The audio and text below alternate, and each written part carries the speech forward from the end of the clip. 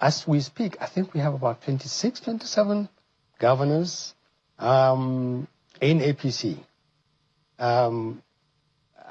What does this party want all these governors, all these senators, all these members of the House of Reps? You have to ask yourself, if it is doing so well, why is it amassing all these, the entire political class? That's a phenomenon we haven't seen, as you said in your introduction. We haven't seen it before. We've seen something close to it, but we haven't seen this. So you have to ask. The APC is a party of the politician, of the office holder. It's not necessarily the party of the people. There's a difference between the two. You think if they have all the governors in their kitty, they have all the legislators, they have the country. So the mistake they would make is to assume that we really don't have much to do. The opposition is weak. We've got all the governors, all the money in the world to come back, and then they have to face the people. You know? Now, I think the flaw in the argument in the thinking of the APC is that because they've got all these huge numbers of politicians, all of them clamoring to come back, they've got the country. They are wrong. They still have a huge amount of work to do. And if they think that we don't need to to convince Nigerians, okay, we may not have done as well as we wanted in security, in economy, in education, in infrastructure, but we've got all these politicians. And these politicians have all the money, and all the money will buy you all the votes. There can be a breaking point where the citizen, the voter says, no, I'm sorry, no. But, like I said, it depends really on whether we have a free and fair election. And I'm very reluctant to give a verdict on this, and yet it is absolutely vital that the 2027 elections are conducted in a free, credible manner. Because if they are not, whatever size the APC has, if somebody attempts to tamper, and they shouldn't. You were a former secretary at INEC. You know the possibilities. You think that someone can want to rig 2027 election? Elections are not rigged from Abuja. They're rigged in the field. They're rigged in polling units, in collation points. Two things are likely to be vital in terms of giving the APC the confidence that having a room full of politicians guarantees you a return.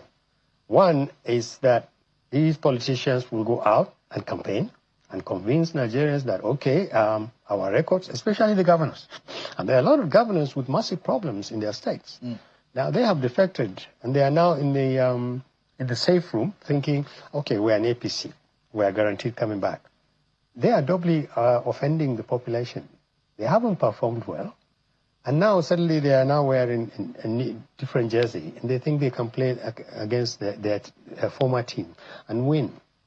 If the history of our elections is anything to go by, based on 2023 election, will Tinubu be able to retain that 8 million or get more? Well, I'm glad you said some people. You're using 2023 figures. The world is vastly different, Shehu, between 2023 and now. The world has changed.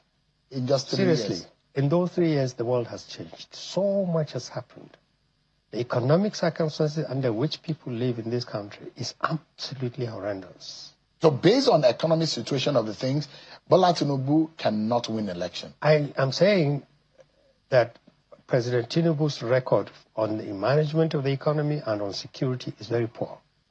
What does it mean in terms of election? In terms of election, if you give people a choice between President Tinubu and another credible candidate, they will vote for another candidate. I assure you.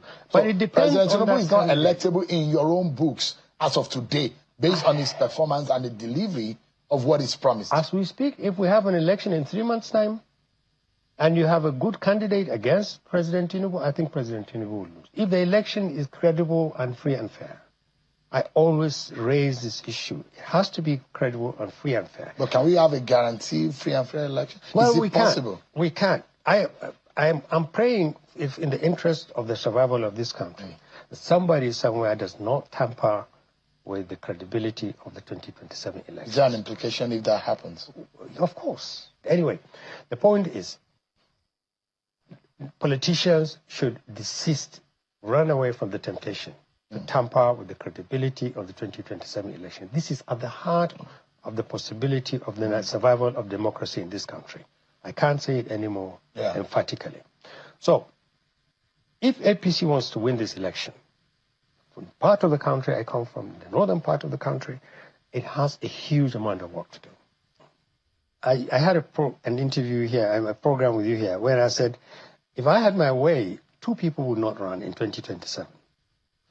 They will not run at all. President Tinubu and Vice President Atiku. Then you have a really good chance of giving Nigerians a choice to pick the best candidate. The reason why President Tinubu shouldn't run, I think, is that he's run out of steam. I don't think that he has the capacity to continue to govern this country beyond 2027. I'm speaking honestly without any prejudice to him. I think he's fulfilled his ambition. He had become president of this country. By 2027, he would have served for 4 years. It would have been the best time for President Tinubu to say, I need a younger person. I need a healthier person. I need somebody who is more focused on governance. And for Vice President Atiku, the same thing. They really owe this country the responsibility to say, we don't have to be presidents in 2027. The country needs fresh blood. The country needs a new lease of life. We are the wrong people to provide it. I know I'm talking, it sounds crazy, but this is honestly what would have been the best thing. So, you have President Tinubu as a person. Your seems almost impossible. Well, because I know, they are I know, right, and I these know. men that you're talking about, yet ideally, if you say this, politically speaking, in some sense, but almost impossible to tell Bola Tinubu, don't run in 2027. Tell Atiku, don't run in 2027. Well, but it doesn't stop us from saying it. Sometimes the most impossible things are the best correct things as well. You'll be in your late 70s, 80s, whatever. You're challenged by so many things. And the country is becoming increasingly more and more difficult to govern. Anyway, the point I'm making is, if our politicians have the right appropriate levels of patriotism and commitment, both of them can become incredibly powerful. President Atiku, Vice President Atiku, for instance, if he steps aside, he has the historic opportunity of becoming quite possibly a lot bigger, more powerful than the president. His candidate could win if he is not the candidate. For instance, just for the sake of argument, let's say he picks Tambuwal or Obi and says he will run for us and he would win for us against Amechi. All of you, I will step down. That's my sacrifice. In return, I want you to support him and support him as his number two. And we will rally the country around these people. And we will defeat APC. And they campaign really hard. They combine the North and the South and say, this is it. Vote. And Northerner doesn't necessarily guarantee the country will be run better. Buhari has taught us a lot of lessons. One of Atiku's biggest liability is that being Northern is not good enough. This is unfortunately the poor record that Buhari left behind. People played the Northern card for 8 years. President Buhari left the country on its knees. Is it fair to have a Northern candidate run this country from 2027? You know what is fair? Sure. What is fair is allow parties to risk the candidates they field, allow Nigerians to choose. Stop this business of fairness or no fairness. Tinubu is not representing the southern part of this country, any more than Buhari represented Northerners. But politicians have succeeded in getting us into this very tight, very uncomfortable thinking process that says the South has to have 8 years. Which South?